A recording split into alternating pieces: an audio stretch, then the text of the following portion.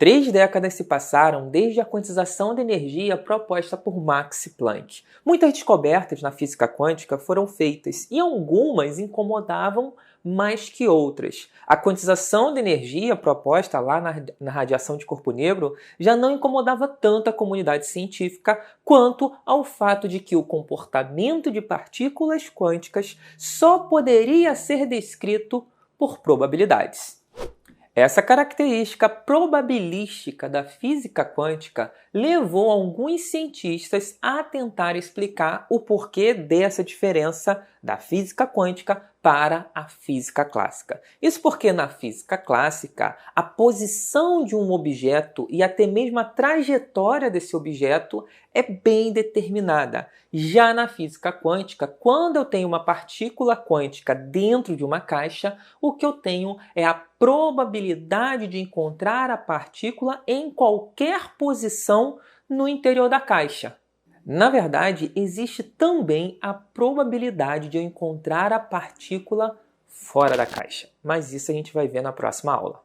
Na tentativa de nortear o entendimento dos fenômenos quânticos, Niels Bohr e Heisenberg propuseram o que ficou conhecido como a interpretação de Copenhague. E nessa interpretação, ela afirma que essa característica probabilística da mecânica quântica, ela nunca vai ser alterada, ela está completa. Essa ideia não agradou Erwin Schrödinger, que foi o criador da equação de Schrödinger, a principal ferramenta da mecânica quântica, e também da função de onda, que mais tarde foi utilizada por Max Born. Max Born pega a função de onda e é ele que dá esse pontapé inicial, mostrando que a função de onda pode nos dar informações com relação à probabilidade do comportamento da partícula. Erwin Schrödinger era um cara que discordava que a natureza funcionasse de forma probabilística. Para ele, a função de onda era um trabalho incompleto até o momento. Ele acreditava que existiam variáveis que, quando fossem introduzidas na função de onda, dariam um resultado determinista, um resultado exato. Não somente ele, mas Albert Einstein e alguns outros cientistas chegaram a propor ideias e correr atrás do que seria conhecido mais tarde como variáveis ocultas. Então Schrödinger acreditava que o seu trabalho com a equação de Schrödinger e a função de onda ainda estava incompleto e por isso que, por enquanto, na visão dele, a mecânica quântica permaneceria de forma probabilística. Com a intenção de demonstrar que a interpretação de Copenhague era ridícula, Erwin Schrödinger propõe um experimento mental que ficou conhecido como o gato de Schrödinger.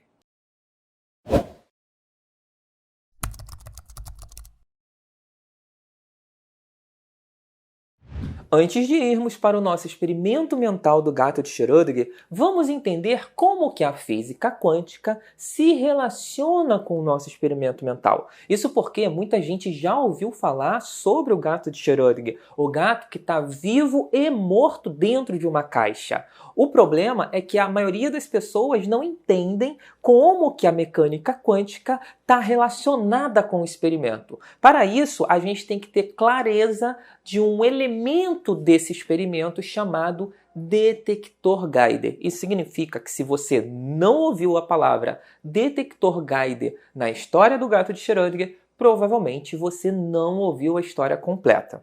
Vamos começar fazendo uma associação de informações, onde eu vou introduzir algumas que talvez vocês não conheçam. Então, para começar, a física quântica é a física por trás das pequenas coisas como átomos. Até aí é o primeiro passo. O segundo passo é a gente relembrar lá no nosso ensino médio que os átomos têm prótons, nêutrons e elétrons. No geral, os prótons e os nêutrons ficam no núcleo e os elétrons em volta do núcleo e eles têm praticamente os mesmos números. O que eu tenho de próton, eu tenho de nêutron e tenho de elétron. Por exemplo, o oxigênio tem 8 prótons, 8 nêutrons e 8 elétrons. Porém, existem alguns átomos que não têm exatamente o mesmo número. E existem variantes desses átomos que são chamados de átomos radioativos. Um desses átomos é o potássio 40. Existe o átomo de potássio e existe o átomo de potássio 40. O potássio 40 é um átomo que não está em equilíbrio. Ele tem 19 prótons, 21 nêutrons e 19 elétrons. Perceba que ele deveria ter o mesmo número de prótons, nêutrons e elétrons para ser um átomo estável. Isso significa que ele não quer permanecer dessa maneira. Isso é um átomo radioativo. Um átomo radioativo, ele pode se transformar em outro átomo, só que para ele fazer isso, ele libera uma partícula. Nesse caso, ele vai liberar uma partícula alfa. A liberação dessa partícula alfa faz com que um nêutron, que ele tem 21 nêutrons, né, se transforme em um próton e aí ele passa a ser um átomo de cálcio, que tem 20 prótons, 20 nêutrons e 20 elétrons. O potássio 40 pode se transformar em um átomo de cálcio. Nessa transformação, ele libera uma partícula chamada partícula alfa. Aí entra a importância do detector Geiger. O que esse detector faz? Ele percebe a presença dessa partícula alfa.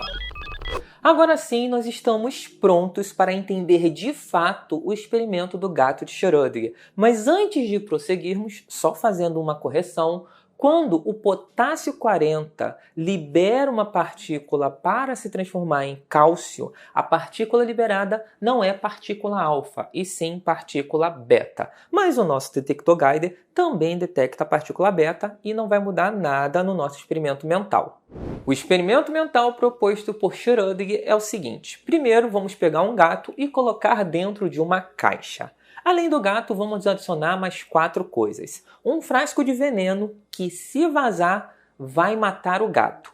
Além do veneno, vamos colocar um átomo radioativo. Esse átomo radioativo lá pode ser, seguindo o nosso exemplo aqui, o potássio 40, que a qualquer momento vai liberar uma partícula beta. A gente não sabe que momento é esse. Quem vai descrever esse momento é a mecânica quântica, que funciona por meio de probabilidades. Além do nosso veneno e do átomo radioativo, nós vamos colocar o detector Geiger. A função do detector Geiger é identificar a presença da nossa partícula beta, liberada pelo nosso átomo radioativo. Assim que o nosso átomo radioativo liberar a partícula beta, o nosso detector Geiger vai identificar a presença dela. E o que o nosso detector vai fazer? Ele vai ativar um dispositivo, nosso quarto elemento, veneno. Nós vamos ter o veneno, nós vamos ter a partícula radioativa, o átomo radioativo, nós vamos ter o detector Geiger e o detector Geiger vai estar ligado a um dispositivo mecânico, pode ser um martelinho, que vai quebrar o frasco de veneno e assim, posteriormente, matando o gato. Assim que o nosso átomo radioativo liberar a partícula beta, o nosso gato vai morrer. Por que esse experimento mental é tão importante? E por que o gato estaria vivo e morto ao mesmo tempo? A ideia que Schrödinger tinha era propor uma experiência mental que provasse que a interpretação de Copenhague não fazia sentido. E como que a interpretação de Copenhague se aplica no nosso experimento? É o seguinte, na interpretação ele afirma aqui os 3 pontos. Vocês lembram da aula anterior? Primeiro ponto, a mecânica quântica é probabilística. Então eu te faço a seguinte pergunta. Quando exatamente a nossa partícula beta vai ser emitida pelo nosso átomo de potássio 40? Em que momento isso vai acontecer? A verdade é que a mecânica quântica não vai dizer o momento, ela vai dizer a probabilidade disso acontecer.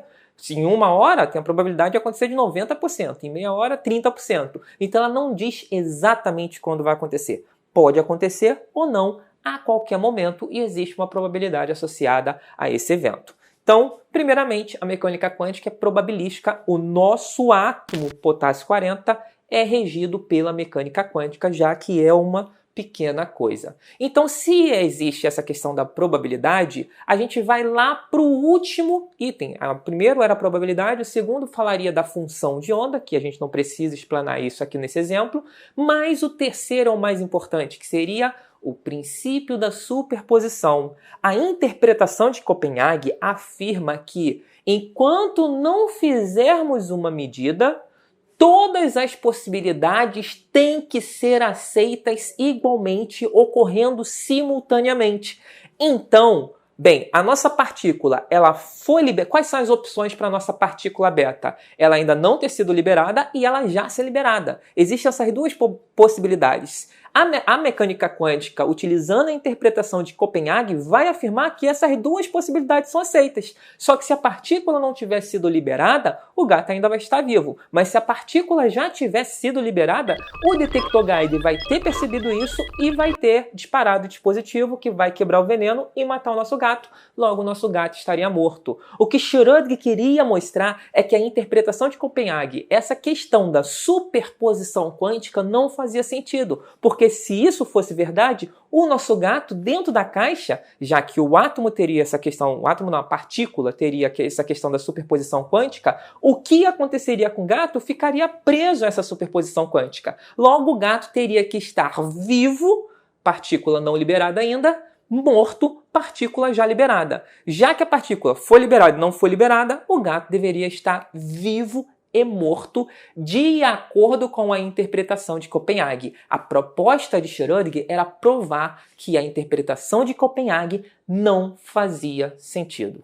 Então chegamos à solução do nosso problema. Já que o que acontece dentro da caixa vai depender de uma partícula quântica, essa solução vai ser descrita por uma função de onda. E a função de onda, ela colapsa quando fazemos uma medida. Esse era o segundo item lá da nossa interpretação de Copenhague. Isso significa que, enquanto minha caixa estiver fechada, eu não sei exatamente como está o gato, então eu vou considerar que ele está vivo e morto, considerando o princípio da superposição. Logo, todas as opções são possíveis e acontecem simultaneamente.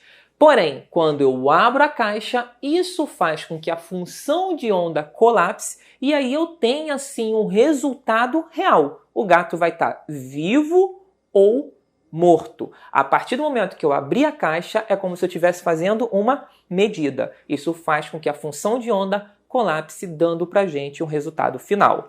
A ideia por trás do experimento do gato de Schrödinger, isso tem que ficar claro, é que Schrödinger não era a favor da superposição, não era a favor dessa maneira como a mecânica quântica estava se desenvolvendo através de probabilidades. Ele era contrário. A intenção dele era ridicularizar, entre aspas, né,